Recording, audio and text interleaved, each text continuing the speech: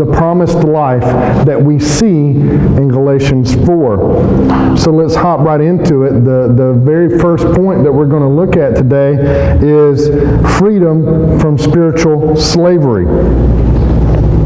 In Galatians 4, 8 through 11, it says, "Formerly, when you did not know God, you were enslaved to those that by nature are not God's."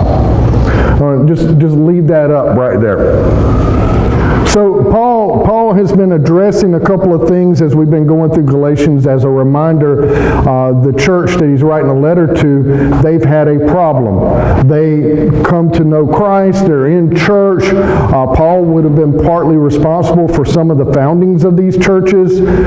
But now as they are growing, they are getting mixed messages, and they are being told by some of the Jewish community that are also Christians that, well, if you really want to be righteous, if you really want to be close to God, then you need to follow these laws. You need to be circumcised. You need to participate in these festivities. You need to eat in a certain way and stuff that under old Jewish law that they would have had to do. And so Paul's been dealing with these laws, and today we're going to be talking about the law, but Paul's no longer going to be dealing with the specifics of the laws that they've been entrapped in. Instead, he's going to be talking about the nature of their problem. And the nature of their problem is that they're reverting back to their old habits or old patterns, or being forced to revert back to other people's old habits, but they're accepting it. And in that, they're becoming trapped. So formerly, when you did not know God, you were enslaved to those that by nature are not God's. In their case, their nature is that they're enslaved to these old things that they were comfortable with, the law. Doesn't mean that they had freedom in the law, doesn't mean it was better for their life. It would have been harder to obey all the laws. To the T. But they were enslaved to it because they're comfortable with what was in the past. And how do we, for us, we're not enslaved to the law, but we do become enslaved to our old patterns and our old habits and our old life, right? Our old sins. How do we become enslaved? Well, sin's enticing first. It's enticing. And the way sin happens is a lot of times, to just use a picture of a young teenager or whatever partying. As a teenager, as a kid, you watch these Hollywood depictions of parties and you're like, that looks amazing. They look like when they go to parties, they wind up getting a girl that they've always wanted to talk to but never were able to talk to, and at the parties will be the opportunities of their lifetime coming true. At the parties there'll be this amazing music. At the parties they'll be able to do these amazing things. At the parties they'll have the most amazing fun, and at the parties they'll be drinking and they'll be doing all these things, and it'll be awesome, and we'll have all these stories, and everything's going to be great. And so they have these depictions in front of them, and it's very enticing. And then at some point as a teenager, some people, a lot, we decide that we want to do that because it looks good, it looks fun, and I want to have fun, and I want to be in those scenarios of where I can have these perfect moments and these memories and stuff like that. So you go into these parties and you drink, and a few things do happen, like a few fun things, but it's never as picturesque as you have it in your mind. Maybe you don't get the girl, maybe the music's right or something like that, but it's never as picturesque, and so you pursue it again, because maybe the next time it's going to be better. It's going to be more perfect. Maybe the next time the buzz is going to be even better, and you keep chasing it, and you keep chasing it, and you keep chasing it. It's never perfect. As a matter of fact, it slowly but surely gets worse. The parties become more of dives. The alcohol never gives you that sweet buzz. Instead, you're throwing up on yourself. And you're just chasing this idea, and before long, what was enticing is now a lifestyle, and it enslaves you. And you no longer are pursuing anything. It's got a grip on you.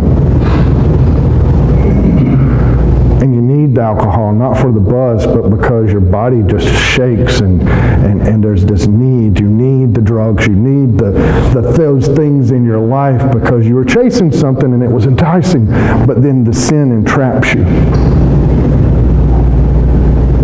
even after we give our life over to Christ, sometimes we look back and we get back into old habits not because they're better for us, not because they're more healthy for us, not because they add to our life, but because there's a comfort in doing things the way we've always done things.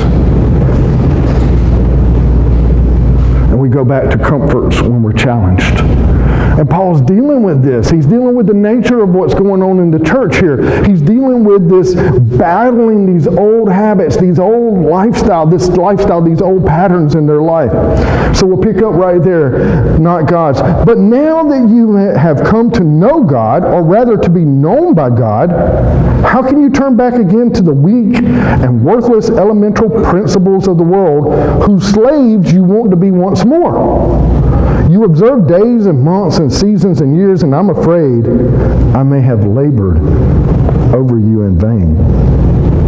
Paul says up there in that passage, he says, but now that you have come to know God, and then changes it up really quick, or rather to have been known by God, because that's more important, right? Like we get to the point, like hopefully in all our lives, where we acknowledge that there's a God. We acknowledge there's got to be something more. There is a God, and that we need Him. We acknowledge that. Oh Creator, we acknowledge you, and I want to know you, and I want to know more things about you, but you know what's more important than that?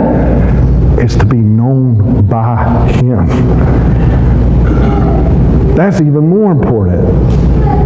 Because what that's saying is that there's a relationship there. And so Paul's saying, not only do you know God, but you are known by God. That there's this relationship that He loves you, and He has shown that love, and you've entered into this relationship. It makes it even worse that you want to revert back to your old ways, because you're in a relationship with God now. You are changed. There's so much passion involved in that. How can that be? When I'm talking about comfort, how does that come about? Again, I saw this fact not too long ago, and I think I mentioned it last year. One of the most viewed movies ever is Shawshank Redemption. They just show that movie over and over on TV. It's a good movie. Morgan Freeman's in it. Timothy Robbins is in it. It's a good movie. But there's a scene, or this character in the movie. His name's Brooks, and he's an old guy. By the time the main actors, Morgan Freeman and Timothy Robbins, have all that's going on in their life and everything, Brooks has been in the jail for 50 years. And they depict him as by this time. They don't really depict him as a young man, but they depict him as an aged but kind old man. I don't know how many kind old men are in maximum security prisons, but Brooks is amazingly kind. And Brooks is in there, and he's like the librarian, and his life has changed, but they cut to a scene where Brooks has got a knife, to another prisoner, and he's threatening to kill the prisoner, and they don't understand. It's so out of character for this guy, and they're like, what's going on? Why is Brooks acting this way? And come to find out, Brooks is upset because he's about to be paroled. And they're like, oh, no, it's going to be a good thing, Brooks. It's going to be a good thing. You need to put the knife down. But he's willing to kill this guy so that he can stay there. Cut forward, and Brooks gets out. And he's in a big world. There's cars moving all around. He's in this apartment that depresses him and scares him because it's way bigger than a cell.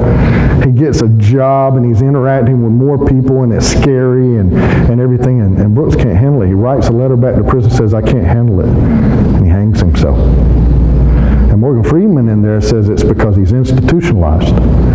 Now think about that, because it's true. It's not just a movie thing. It's literally a true thing. People can go to jail to a place where they have no control over anything. They can't turn on the lights or turn off the lights. Somebody determines when the lights are going to be turned off. Somebody determines where you're going to sleep, if you're going to sleep, how you're going to sleep, who you're going to be sleeping next to. Everything's determined for you. Every freedom that you could possibly imagine is taken away from you. And people can go for so long that they could go and all of a sudden be paroled and have this opportunity to go out in life and have more freedoms than they possibly can even comprehend, because times have changed. And they're so scared that they want to go back to what they're comfortable with. That sound crazy? If it does, then I want every one of you to acknowledge you belong in some hospital, because that's what we do with our sin, right? That's what we do with our sin. It's crazy that we would not want to give this up and live in the freedom of Christ, but we hold on to it because it's comfortable. It's not benefiting us. It's not adding to us. As a matter of fact, it's harming us. But we hold on to it because it's what we know. It becomes who we are. In Romans 6 through 7, Paul says, we know that our old self was crucified with him in order that the body of sin might be brought to nothing, so that we would no longer be enslaved to sin, for one who has died has been set free from sin. See, when we belong to Christ, we've been set free from sin. So when we go back to it, we're enslaving ourselves to something we've been freed from. We're putting ourselves back in jail, in bondage. In this passage, Paul is not just preaching at these people, right? Paul is trying to explain this, but you can feel his heart. You can feel his heart in this. It's not like Paul is just a pastor. He's not like just a teacher to these people. If you can put yourself in the classroom setting, not to say, and on the drive home, Mary, I'm not trying to say teachers don't care. This is not what I'm saying. But teachers have a role in life, and you'll be going through something, and they're trying to instruct you, and then when you don't do the right thing, they'll point to the rubric, they'll point to the syllabus, they'll point to the rules, and they'll say you should have followed those, right? That's not what Paul's doing here. Paul is way more than just a teacher. Paul is more like a brother, a parent, and you can hear his passion in his voice, because when he says, have I labored in vain? Have I labored? You can feel like the torment that's tearing at him, and he cares so much what's going on in their lives. Why are you doing this to yourselves? Have I labored in vain? Have I not done everything to show you the way? And it's not just Galatians, it's all the people. This is how Paul feels about the people in the church. He writes another way in Romans 8:15, he says, for did you not receive the spirit of slavery to fall back into fear? But you have received the spirit of adoption as sons, by whom we cry, Abba and Father. He cares so much, and you can hear that passion. And so he's not coming from a place of like, you need to stop because you're not doing what's right. He's coming from a place of care. And that reverberates throughout time. That's a message for us as well. This is not about just doing what's right or wrong. It is more about what is love, who we're supposed to be. So I hope you're receiving this as a message of love. Because what we're being challenged to do is to get rid of the old patterns in our lives, to not allow the old self to have a foothold in our life, because there's something else that we're supposed to be living in. We're supposed to be living in adoption. Point 2 is being adopted. In Galatians 4:12 through 20, it says, brother, I entreat you, become as I am, for I also have become as you are. You did me no wrong. You know it was because of a bodily ailment that I preached the gospel to you at the first. And though my condition was a trial to you, you did not scorn or despise me, but received me as an angel of God, as Christ Jesus. What then has become of your blessedness? For I testify to you that if possible, you would have gouged out your eyes and given them to me. Have I then become your enemy by telling you the truth? They make much of you, but for no good purpose. They want to shut you out, that you may make much of them. It is always good to be made much of for a good purpose, and not only when I am present with you. My little children, for whom I again in this anguish of childbirth until Christ is formed in you. I wish I could be present with you now and change my tone, for I am perplexed about you. There's a lot going on in that passage.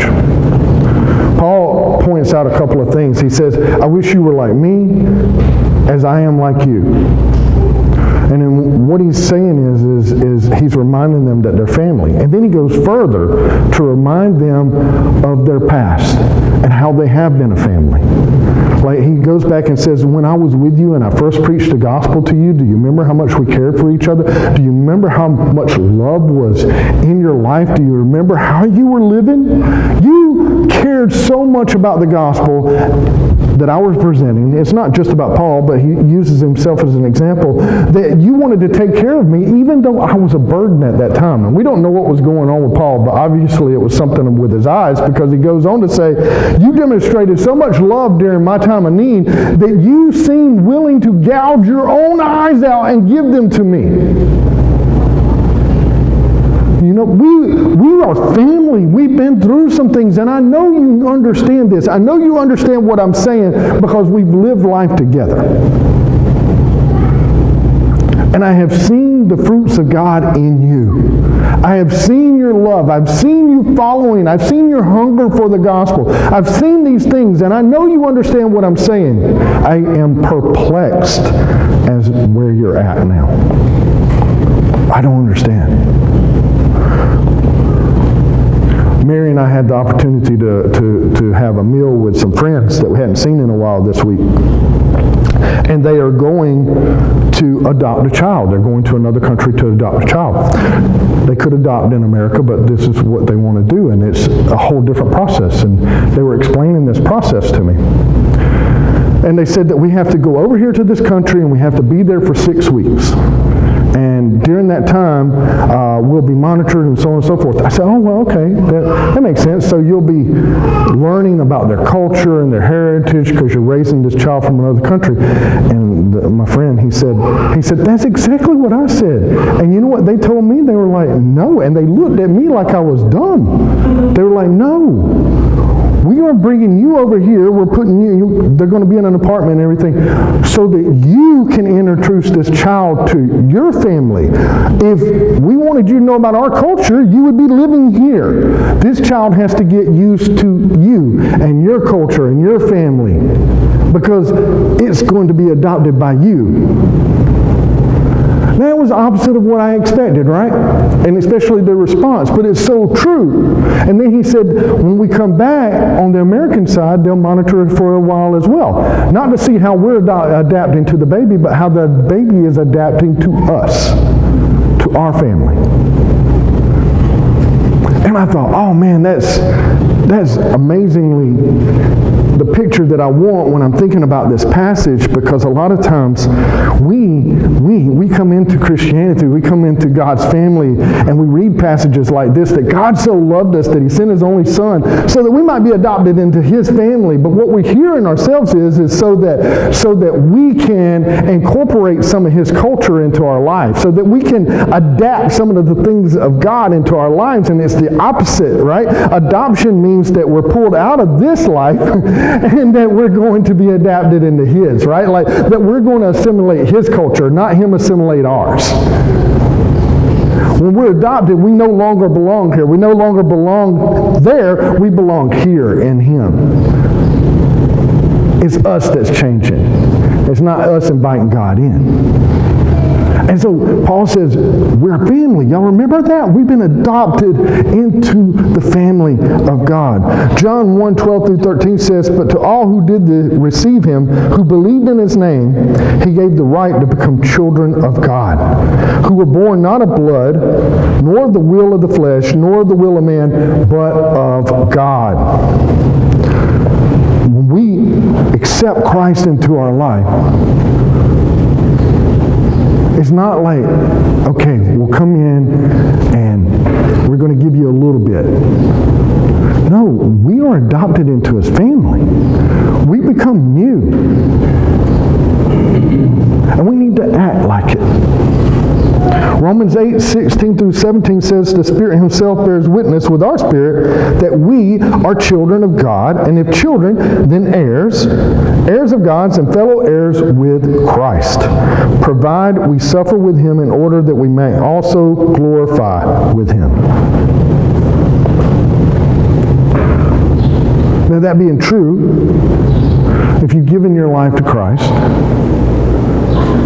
what are some of the new patterns in your life? What are some of the new things in your life that show that you identify with him? We stand on this mound sometimes of, like in our weaknesses, our responses are normally, this is just who I am.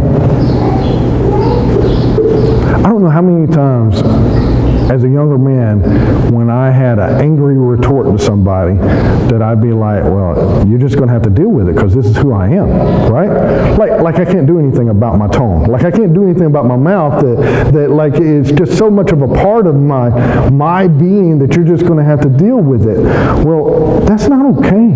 It's not okay to accept this is who I am, and then you bring that into all your mud on your feet and everything into this relationship with God and saying, here I am. And there's just some things that are just how I am. You made me, your fault. Right? Like, no. It's not the way it works, right? That's not the way it works, because God says that we're going to be a new creation. So what are some of those things in our life? What are some of those traits in our life that are new, that should be there in our lives? We should understand those. I will speak about those in just a minute. This passage goes on to talk about the covenant of freedom, the change that we should be experiencing. Follow on with me in Galatians 4:21 through 31. He says, tell me, you who desire to be under the law, do you not listen to the law? For it is written that Abraham had two sons, one by a slave woman and one by a free woman. But the son of the slave was born according to the flesh, while the son of the free woman was born through promise. Now this may be interpreted allegorically. These women are two covenants. One is Mount Sinai, bearing children for slavery. She is Hagar. Now Hagar is Mount Sinai in Arabia. She corresponds to the present Jerusalem, for she is in slavery with her children. But the Jerusalem above is free, and she is our mother, for it is written, rejoice, O barren one who does not bear. Break forth and cry aloud, you who are not in labor, for the children of the desolate one will be more than those of the one who has a husband. Now you, brothers, like Isaac, are children of promise. But just as at that time he was born according to the flesh, persecuted him who was born according to the Spirit, so also it is now. But what does the Scripture say? Cast out the slave woman and her son, for the son of the slave woman shall not inherit with the son of the free woman. So, brothers, we are not children of the slave, but of the free woman. That's a lot. That's a lot. What Paul's doing here is he's trying to explain this whole nature that they're battling by using an example that they will understand. Because what has enticed them is this argument about the law. And so he's using the law to argue back with them. And every single person, and it should be important to us as well, can point back to Abraham as being an important figure in their life.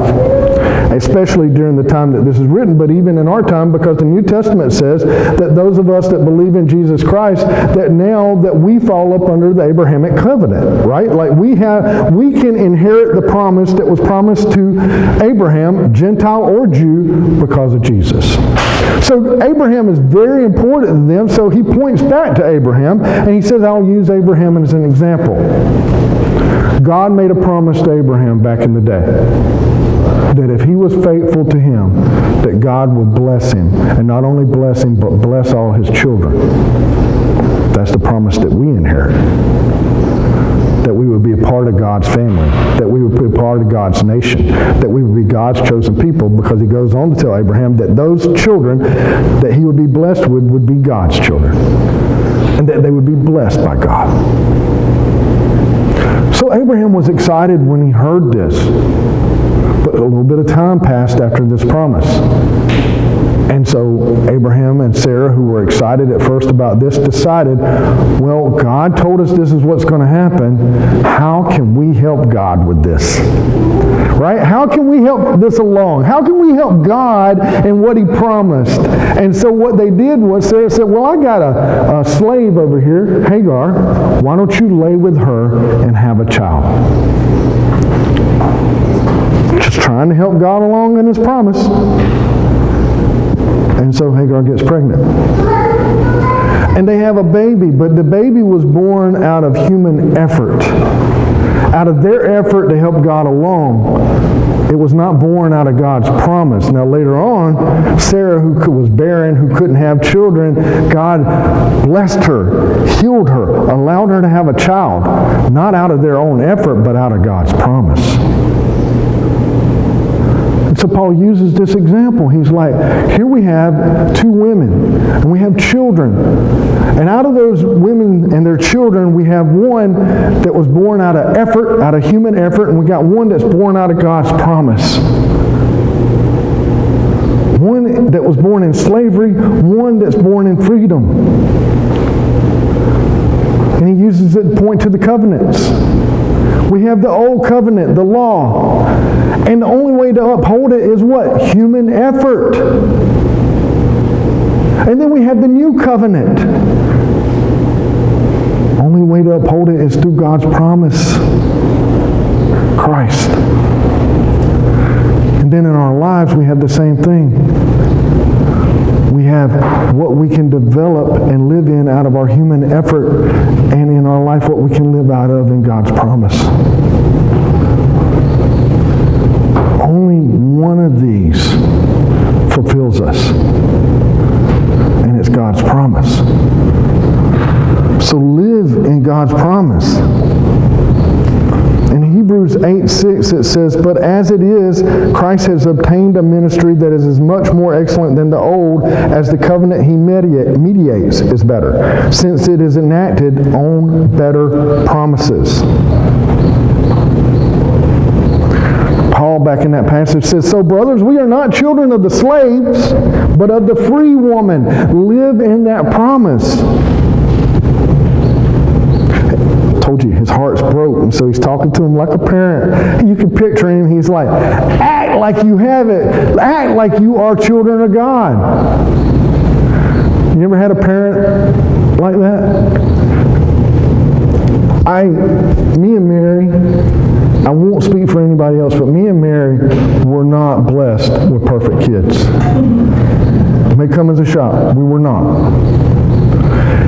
Further back, I wasn't a perfect kid. I can remember going to the grocery store with my mom, me and my sister, and we would pull up at the grocery store. I can vividly remember the car conversation, and you might not have had a car conversation. I don't know. But she would turn the car off, but we weren't getting out.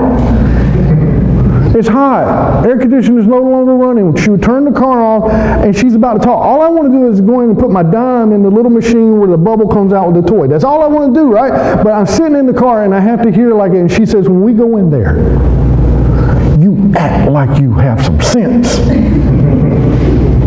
You act like you have been raised right. You act like you belong to us, okay? You don't go in there fighting with your sister. You don't lay down on the floor. You don't throw a fit if I don't get that cereal or anything. You act like you have some sense. Right? It's the same tone that I picture Paul. Act like you are a child of God. Act right. Like you got a lick of sense in your head. What does that look like? What are some of the characteristics of being an adopted child of God? I'm only going to pull out a few. Matthew 7:16, it says, "You will recognize them by their fruits. Are grapes gathered from thorn bushes or figs from thistles?" Now this is what Jesus says about his children, his followers, his believers.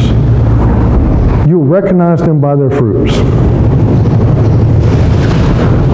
The fruits of God, the fruits of someone that belongs to Christ, are that there will be other people that are growing in Christ. There will be other people that are coming to believe in Christ. There will be other people that are striving to be righteous because of the example that they see in that person. Those are righteous fruits of God, right? You'll see these fruits around them.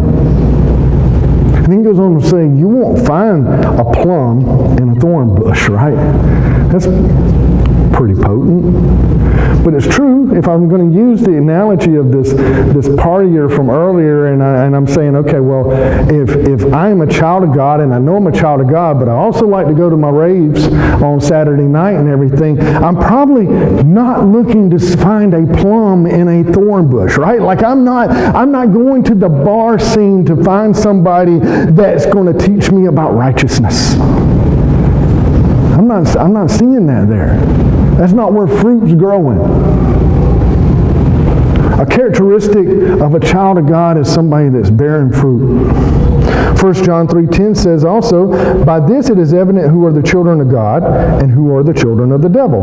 Whoever does not practice righteousness is not of God, nor is the one who does not love his brother. So, not only am I practicing righteousness, following God's commands and striving to be more like Christ, and all of this is demonstrable in my life, also is evident by my love of my brother. You ever been around somebody that's discontent, almost hateful? Like they just don't seem to like people? That's not the characteristics of a child of God.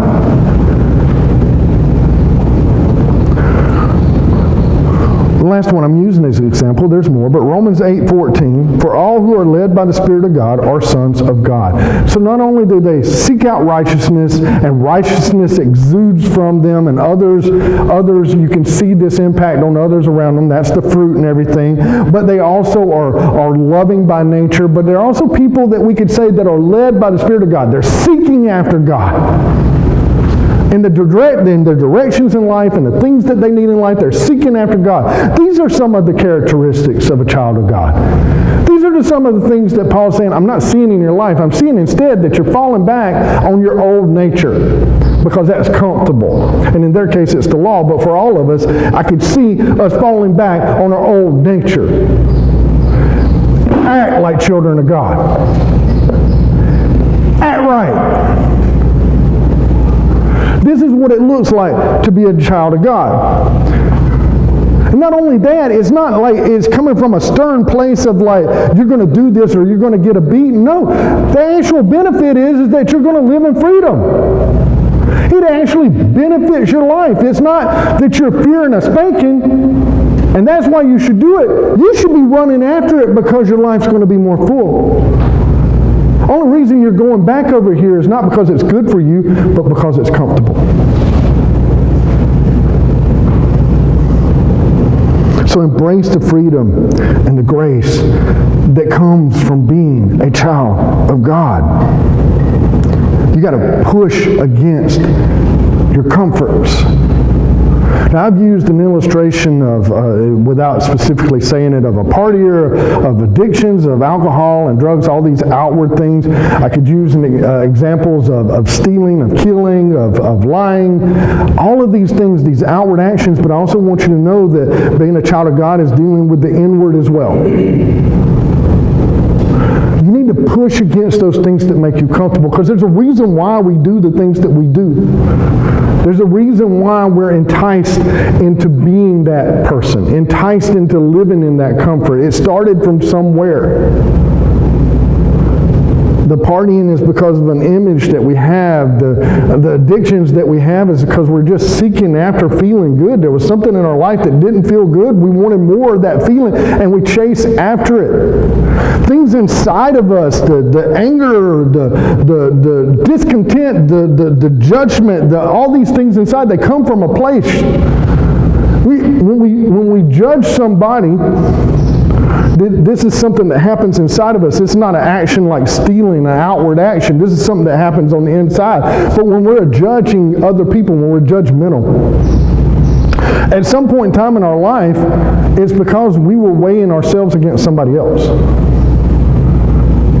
And it become a part of who we are, but there's like this scale, and we see something in somebody, and it's something they're doing or something they're not doing, and over here we feel like we're doing it better or not doing as bad or whatever, but there's this scale. And when we judge somebody, at a certain point in our life, we're unconscious of how well it makes us feel. Right? Push against that. Push against that comfort, because sometimes we need to feel better. There's nothing wrong with a person needing to feel better. There's nothing wrong with you desiring healthy validation in your life. From your own inner voice or from those around you, there's nothing wrong with that. But how you go about it, there could be something wrong. And if you're judging other people, and even if you're not picturing the scale, then there's something wrong with that. That's sinful. That's not an act of a child of God when you're running around judging other people. But you can push against that comfort. Now, most of the time that we're doing it, and I can be judgy, so I'm just pointing to myself, I can be very judgy. And I catch myself. And if you've ever been that way, it's okay if you nod, but if you nod, know that other people are watching you, judging you. But if you nod along with me, right? When you're judgy, you recognize it in yourself. I do. I'm like, oh man, I was being pretty judgy right there, right? If you do this, and I hope this will help you and everything, the moment that you recognize that you're being judgy, then do picture that scale. Picture that scale that you unconsciously have, because you don't normally picture it, but picture that scale. And what I want you to do is I want you to picture that scale, and whatever person that you're judging, put them on that scale and put their weaknesses on that scale. But in your mind, instead of putting your strengths on that scale, put your weaknesses on that scale. Right? And let them weigh out. Several things are going to happen. It's going to humble you when you start acknowledging your own weaknesses. It's going to give you a different perspective of how you look at other people. And you won't be as quick to be judgy about the next person, because you're not going to want to do this to yourself every single time. Instead of getting that dopamine, that high from feeling better about being better than somebody else, you're going to instead be like, oh, these are the things that I need to be working on. And we all need to be working on things. And I am in no position to be judging when I have so many things that I have to work on. And this is almost the exact words that Jesus used when he says, don't worry about that splinter in their eye when you got a plank in your own eye, right? Put that scale there. And it'll help you. And you can push against your comfort, and you might not return to it as much. One other, coveting. Huge, right? Because we live in a nation of where, not a nation, a time, we could be in any nation, of where we want things and we want them right now. And we look around and other people have them. Why don't I have them? Why don't I have that job? Why don't I have that car? Why don't I have that house? Why don't I have those shoes? You know? I have a pair of Hey Dudes, but I choose to wear Skechers, Sean. Right? But why don't I have this? You want. And you look around and you got all this, but you know what happens when you have that covetousness in your heart and you just want what others have? You're always dissatisfied. It never seems like there's enough. You're always dissatisfied. You're always frustrated. And most of the things that come out of your mouth when you're in that state is just complaining. Not content. When we're content, the opposite happens. When we're content, then instead of dissatisfaction, we feel satisfied. Most of the things that come out of our mouth are praise, joy, because we're content. Now, how do you change that up as a child of God? Lots of ways, but I would suggest that when I'm feeling like, oh man, I really want that RV that they got parked over next to me at the house, at the other house. All the time it happens to me. I'm not standing up here as a perfect example. I'm standing up here as a broken example so that maybe you can learn from things. All the time it happens to me. I'm riding by somebody and I'm like, I need a new truck. My truck engine light came on while we were moving McKenzie this week. And I'm like, I want to trade it in, but I'm not ready to trade it in. And then somebody drove by me in another truck and I'm like, oh, how do they got that? You know, like it's just a thought that calls into your mind. So what do I do? What do I do when that starts entering in my heart and then I start holding on to it? I start fantasizing about having other things and it starts making me feel dissatisfied. Well, first of all, a telltale is my prayers. I find that I'm praying more for things for God to provide for me than I am thanking Him for the things that I have, so I have to shift that up. And I start my prayers off with thankfulness. Add 5, 10 things to your prayers at the beginning of it, before you even say anything. Even before you say God. Even before you say, Our Father who art in heaven. Ever how you start your prayers, just start off with the thanksgiving. Close your eyes, get down on your knees, concentrate and say, God, thank you for the house I live in. God, thank you for the job that I have. Thank you for the friends that I have. Thank you for my parents. Thank you for my wife. Thank you for my husband. Thank you for my family. Thank you for... And just start naming all things that you're thankful for. In your morning prayer, in your breakfast, lunch, dinner prayer, your night prayer, in your prayers, just shape your life around thankfulness. And you'll be more and more aware of the things that you have. And you should start being more and more content. And They're not looking as much. Push against the comfortable old ways and live in the new pattern of creation that you are in your adoption in Christ. Act like you have some sense. Act like you're one of His. This morning as Arnie's coming up, here is my challenge to you. If that sounded good to you, by the nodding of heads, you're either very judgy or some of that made sense to you. If it did, then the challenge this week is choose 2 of those uncomfortable things in your life. If it's an addiction, it's an addiction. If it's partying, it's partying. If you're a thief, you're a thief. Push against that pattern of life and decide that you're going to give one thing up that you become so comfortable with and grasp onto something that you're uncomfortable. Okay? If it's being judgy, if it's anger, if it's greed, these things in our life that we know, nobody has to sit up here and point fingers at us. We know the things that we don't need in our life. We know that we don't need to be in prison. We know that we don't need to be a slave to this. We choose not to change it because we're scared. It's going to be too hard. We've gotten so used to this being a part of our identity, this being a part of who we are, that now we just define it as a part of ourselves. This is just who I am. This is just who I am. I had an uncle that passed away that he swore up and down drinking 12 beers a day was just who he was. Right? Couldn't change. That's the way he felt. That's not who we're created to be. It's just what we're comfortable with. Choose 2 things this week that you decide that you're no longer willing to be comfortable with. And instead replace them with something that's a characteristic of the child of God, of who you're supposed to be. Let us stand.